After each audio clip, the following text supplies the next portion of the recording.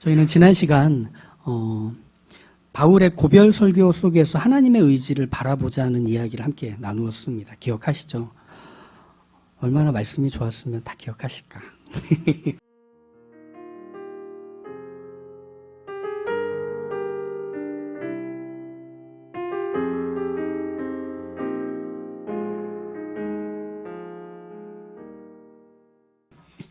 네, 거기서는 바울의 의지가 아닌 하나님의 의지를 얘기했죠. 왜냐하면 바울 역시 그것을 믿고 있기 때문입니다.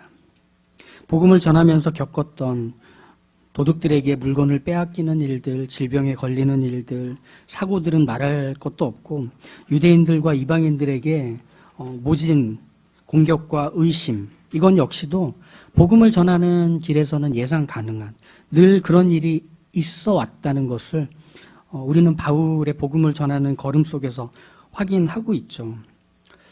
그래서 바울이 또 다른 곳으로 갈 때는 늘 같은 마음입니다. 목숨을 걸어야 하는 자리로 가게 되는 것. 사랑하는 이들을 다시는 만날 수 없을 것이라는 슬픔을 머금고 가야 하는 것. 두려움과 외로움뿐인 확실한 것 없는 그 매 순간을 견뎌내야 하는 그곳에 가는 것이 바울에게는 복음을 전하러 가는 것입니다.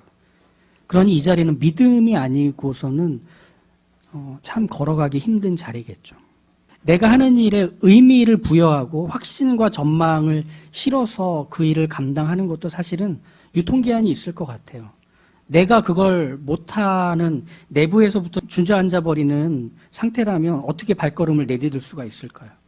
근데 바울은 자신의 어떠함에 매이지 않고 하나님의 의지에 붙들려서 그 걸음들을 계속 해왔던 걸 우리가 보았습니다.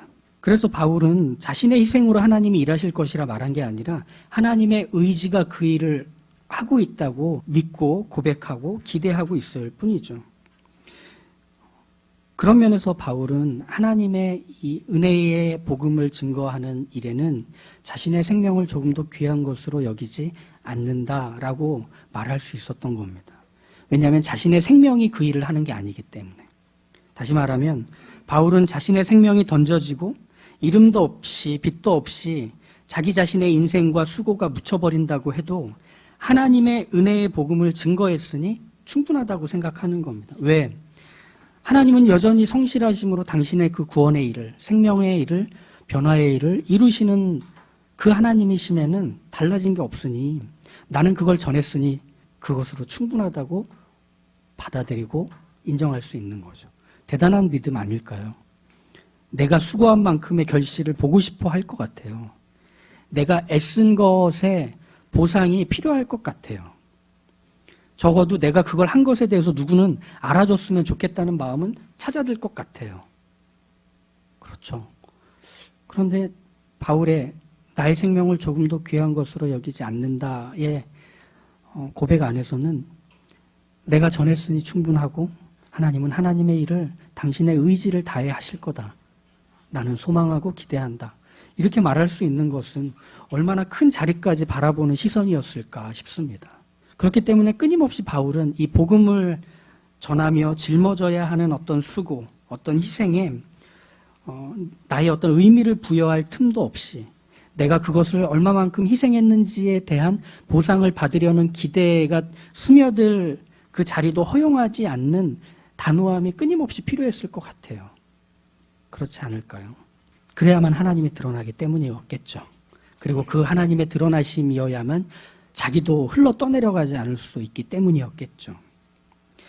그래서 바울의 이 고백은 마치 자신의 헌신과 희생에 자극받아 하나님이 무엇인가를 하시는 것처럼 말하지 않고 하나님은 자율적으로, 능동적으로, 적극적으로 밭에 씨앗을 뿌리러 나가는 농부와 같다고 여겼던 겁니다. 우리가 지난 시간에 했던 얘기였죠. 그래서 밭에 뿌려진 한 알의 밀알은 밀알 스스로의 의지로 밭에 몸을 던진 게 아니었다. 농부가 손수 밭을 일구고 거기에 씨앗을 뿌렸기 때문에 그 씨는 땅에 떨어진 거다. 이렇게 우리 얘기를 했었습니다.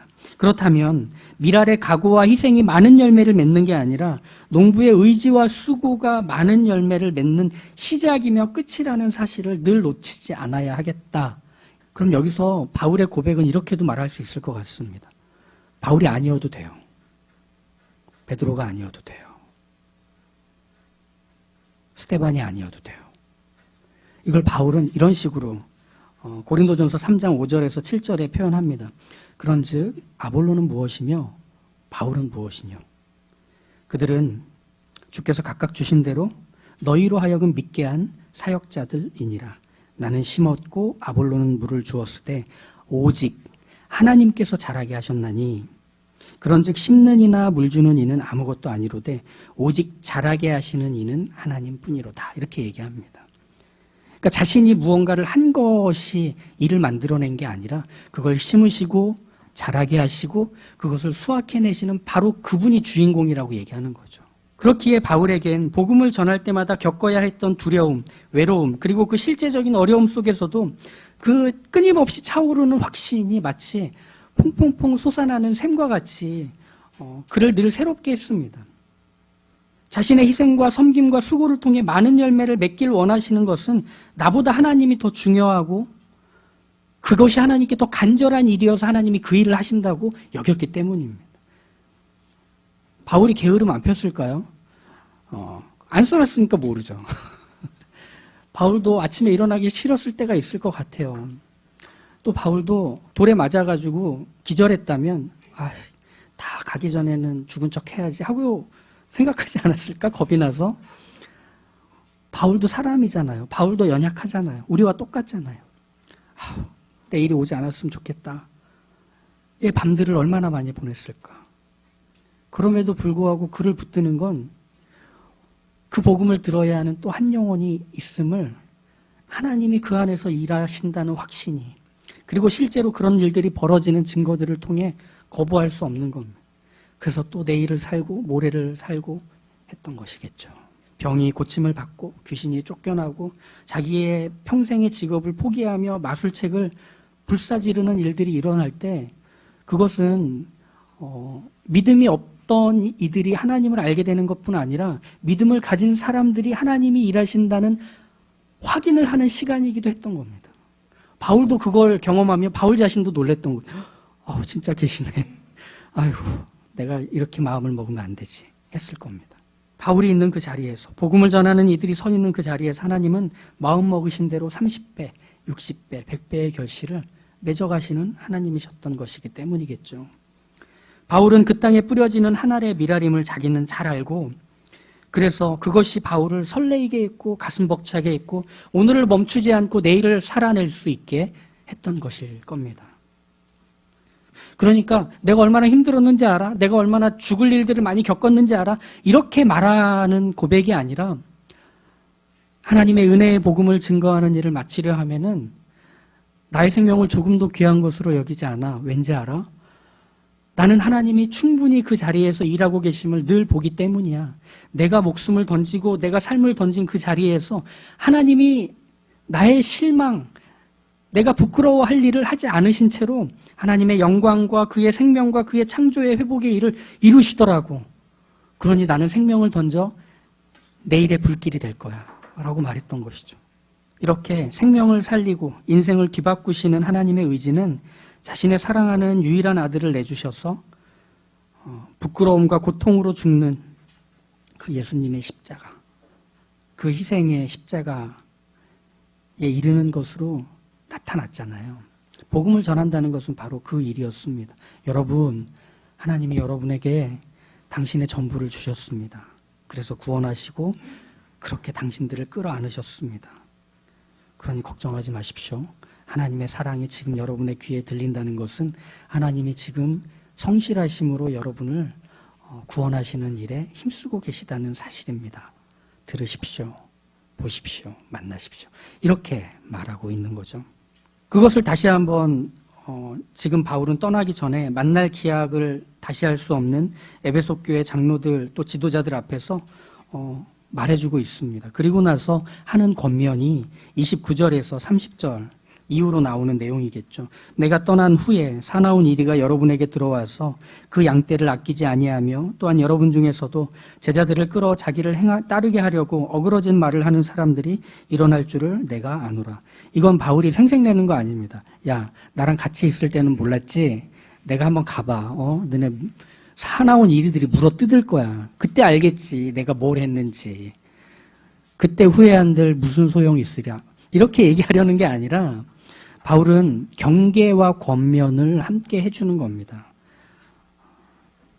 자신이 떠났을 때 교회에 찾아올 사나운 이리들을 경계하라는 이 말 안에서 바울은 이제 앞으로 찾아오는 일들은 이벤트성의 일이 아니라 계속 끊임없이 벌어질 일이라는 얘기를 해주는 겁니다.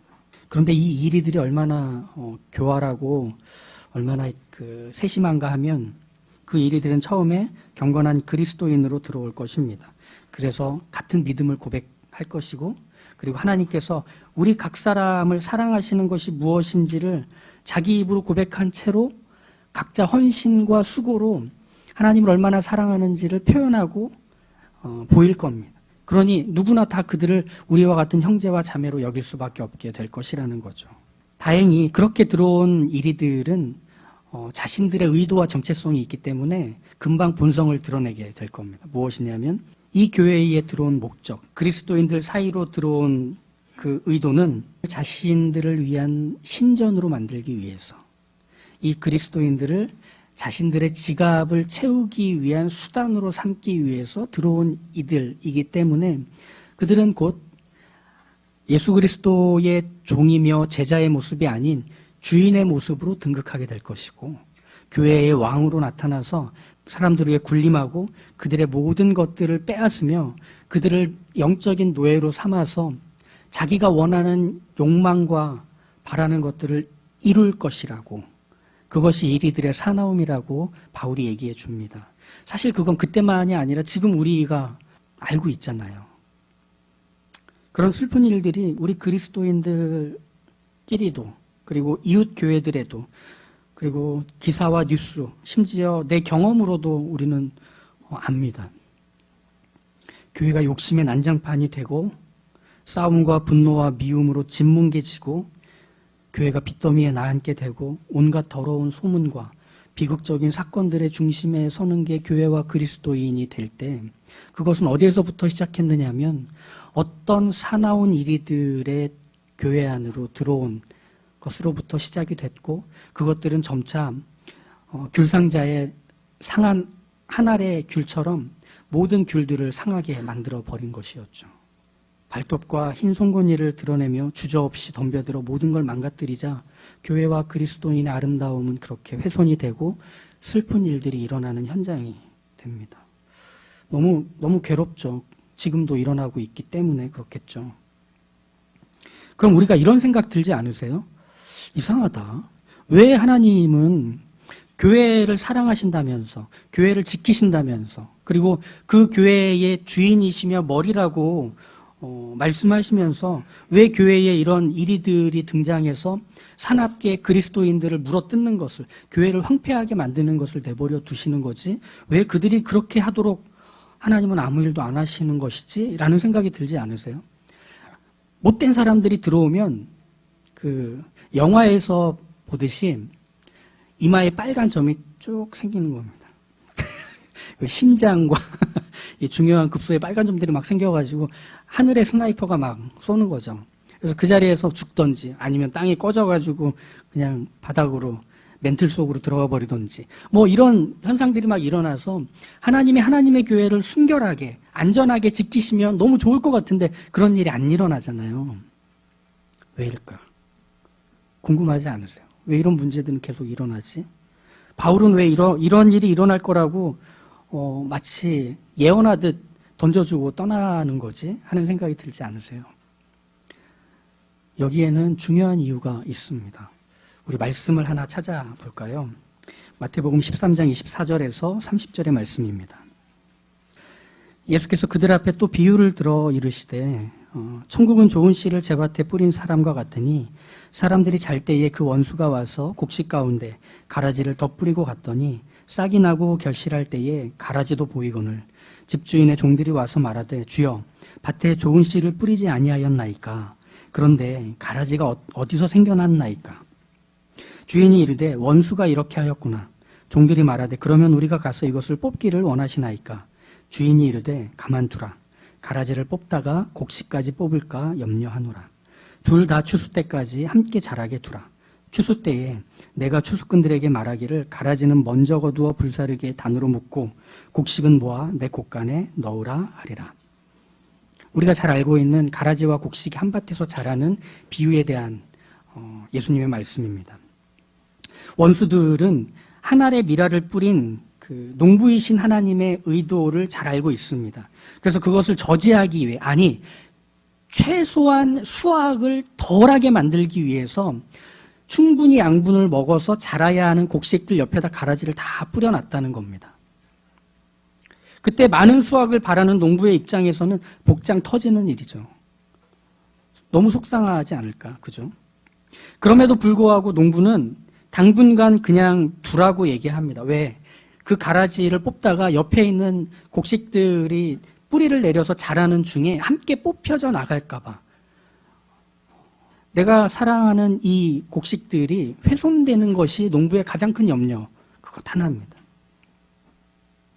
하지만 그렇다고 해서 많은 수확을 바라는 농부의 목적이 가라지 때문에 사라지거나 접은 것은 결코 아니라는 거죠. 절대로 농부는 한 알의 미랄을 땅에 심은 후에 그 미랄의 희생을 부끄럽게 하지 않을 겁니다. 그래서 적은 수확을 거둘 수밖에 없다며 어쩔 수 없지라고 단념하는 것도 아닐 겁니다. 우리가 읽은 그 구절에서 이런 말이 나옵니다. 주인이 추수 때까지 함께 자라게 두라. 추수 때에 내가 추수꾼들에게 말하기를 가라지는 먼저 거두어 불사르게 단으로 묶고, 여기서 주인이 추수하는 종들에게 말하겠다는 겁니다. 내가 무엇이 가라지인지 무엇이 곡식인지 너희들에게 얘기해 줄게. 그게 어디에 나 있는지 너희들에게 말해 줄게. 이렇게 말합니다. 무슨 뜻일까요? 주인은 끊임없이 그 밭을 왔다 갔다 했던 겁니다. 그 곡식과 그 가라지가 함께 자라고 있고 어떤 가라지가 어디에 있는지를 끊임없이 주목하고 있습니다. 그래서 그 곡식이 잘 자라도록 더욱 힘써서 양분을 주고 기르고 바라보고 있는 것이죠. 이게 그 주인, 그 농부의 성실함이었던 거죠. 교회는 어디에 묶여 있느냐면요, 순결함에 묶여 있는 것이 아니라 하나님의 성실함에 묶여 있습니다. 교회의 자기의 욕망을 위해, 자기의 이익을 위해 마치 그리스도인인 양, 마치 지도자인 양 스스로를 꾸미고서 들어오는 이들이 있습니다. 그런 이들이 천재지변에 의해서 당장 사라지는 것이 아닌 하나님이 당분간 가만히 두시는 이유는 그것을 두심에도 하나님의 성실하심으로 당신의 자녀들을 키우시는 것이 더 도드라지기 때문입니다. 그럼 어떤 일이 일어나는지 아세요? 그 가라지와 함께 곡식이 자라는 밭을 농부는 수시로 드나들기 때문에 농부가 지나왔던 그 자리는 길이 낮아지게 됩니다. 왜? 아침 저녁으로 찾아가기 때문입니다. 내 소중한 곡식, 내가 땀 흘리고 수고해서 심어놓은 그 곡식들이 자라는 것이 농부의 기쁨이며 즐거움이기 때문이겠죠. 그래서 가라지를 경계하며 그 곡식을 기르는 일에 매 순간 마음을 기울여서 힘쓰기 때문에 그 곡식은 튼실하게 자랍니다. 30배, 60배, 100배 극상품의 곡식이 되어 가는 겁니다. 가라지도 자라겠지만 가라지는 중요한 것이 아닙니다. 곡식에 대해 마음을 기울이는 농부의 성실함은 멈추지 않기 때문에 그것이 바로 교회를 향해 마음을 쏟으시는 하나님의 모습과도 같은 것이죠. 그러면 우리 안에 있는 사나운 이리들이 등장할 때 그것은 우리에게 하나님 어떡합니까? 이런 괴로운 일이 일어나는 것을 하나님 그냥 두십니까가 아니라 하나님 거기서 우리를 키워주십시오. 이때가 우리가 성장할 시간입니다. 하나님의 복음의 그 비밀과 신비한 것을 더 많이 경험할 수 있게 저희에게 기회를 주셔서 감사합니다. 우리에게 찾아오는 실제적인 어려움과 불안과 괴로움들 속에서도 오히려 그것이 하나님의 성실하심을 더욱 바라보지 않고는 견딜 수 없는 때가 된 것을 저희가 압니다. 그러니 하나님, 예전에 50 정도 주실 은혜가 있으셨으면 이제는 80을 주셔야 저희가 버티니까 하나님 80 주십시오. 아니 90, 100 주십시오. 라고 말할 수 있는 자리가 바로 사나운 이리때들이 들어온 자리에서 살아가는 교회와 그리스도인들의 모습이 되는 겁니다. 그러니 이 권면을 다시 한번 보면 이렇게 말을 하는 거죠. 32절을 보시면 지금 내가 여러분을 주와 및 그 은혜의 말씀에 부탁하노니 그 말씀이 여러분을 능히 든든히 세우사 거룩하게 하심을 입은 모든 자 가운데서 기업이 있게 하시리라. 여러분 걱정하지 마십시오. 그런 문제와 어려움과 그 박해와 환난이 찾아온다고 해도 여러분 그때가 기회입니다. 여러분을 키우시는 하나님을 만나는 기회입니다. 여러분이 이전보다 더 크게 자라갈 시간입니다. 걱정하지 마십시오. 그 은혜의 말씀에 여러분이 붙들릴 것이기 때문에 더욱 하나님의 사람으로 커가길 바라고 소망하십시오. 오늘 우리가 불렀던 나의 피난처 예수 의지해요. 이 찬양은 인도네시아의 교회와 그리스도인들이 만들어 부른 찬양으로 알려져 있습니다. 인도네시아는 전 인구의 90%가량이 무슬림, 그러니까 이슬람 국가죠. 거기서 10% 내외, 10%도 안 될 겁니다. 몇 프로밖에 안 되는 그리스도인들이 모진 박해, 무시, 차별 속에서 그들을 키워내시는 하나님의 사랑의 손길에 사로잡혀서 오늘을 살고 내일을 버텨가고 있습니다. 그런데 그들의 고백이 무엇이죠? 나의 피난처 예수 의지해요. 나의 피난처 예수 의지해요. 피난처가 없는 자리이기 때문에 피난처가 더욱 선명해지는 겁니다. 나를 그 사랑에서 끊는 날카로운 칼날 같은 차별과 환난과 박해와 순교의 일들이 현실이 되었기 때문에 이 사랑이 더욱 끊어지지 않는다는 것을 확인할 수 있게 되는 겁니다. 이 땅에 있는 교회, 그리고 우리 충분한 교회, 그리고 지금이라는 시대를 살아가고 있는 그리스도인으로서 우리의 지금의 자리에서 우리는 참 답답해요. 하나님 왜 이런 일들이 생기는 거죠? 하나님 왜 우리는 더 이렇게 힘겹고 고달픈가요? 보이지 않는 전염병에 일상이 무너지고 삶이 망가지고 미래를 기약할 수 없고 뭔가 된 것 같다가도 훌렁 또 뒤집어지는 이 상황에서 누구도 마음을 지킬 수가 없습니다. 그러니 원망할 대상을 찾습니다. 희생양을 찾는 거죠. 거기서 우리 교회가 예외일 수는 없어요. 우리도 비난과 원망의 대상이 될 겁니다. 근데 이 땅에 세워진 교회는 그 비난과 원망 속에도 사그라들거나 무너지지 않습니다. 왜? 그 비난과 원망이 오히려 더 하나님의 성실하심을 자극할 것이기 때문에 그렇습니다. 하나님의 신실하심의 손길이 우리를 붙드는 것을 더 선명하게 보게 할 것이기 때문입니다.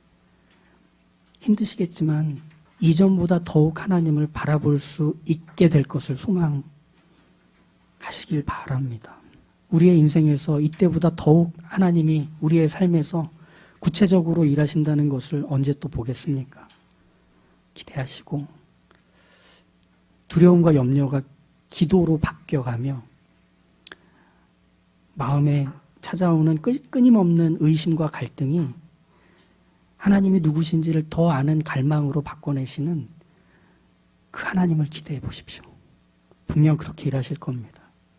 우리의 슬픔이 노래가 되게 하실 것이고 우리의 절망이 평안과 소망으로 뒤바뀌는 역전과 반전의 일들은 멈춤이 없을 것입니다. 그게 우리의 삶입니다.